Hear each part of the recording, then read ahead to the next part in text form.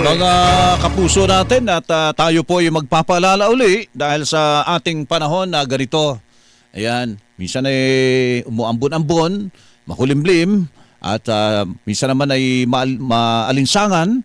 Yung ganyang klase po ng panahon ang nakaka-apekto po sa ating kalusugan, sa pakiramdam natin mga kapuso, at madali tayong tamaan ng sakit pag ganyan kung mahina ang ating immune system. Kaya importante po na yung ating immune system mga kapuso ay palalakasin po natin. At meron kaming binabanggit sa inyo palagi tuwing umaga mga kapuso kung ano po makatutulong dyan.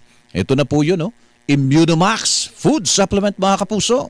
Ito pong Immunomax, gawa po sa CM Glucan, nagbula pa sa Switzerland. Pwede po ito sa mga adult, pwede po ito sa mga bata. Ayun, yung adult, yung para sa adult mga kapuso, ito na po yun. Yan, mga maliit na pakete na naglalaman po naman ng kapsula. Capsule for Adults Immunomax Food Supplement, yung Kuresol. Mga kapuso, ay yun po yung 40 variant ng Capsule for Adults Immunomax Food Supplement. Mga kapuso, ito po yung para sa mga bata. Yan, ito naman yung mga matatangkad na mga paketing kulay orange at saka kulay asul. Alaman po nito yung botelya. Yung botelya, ang laman nun, yun na po yun.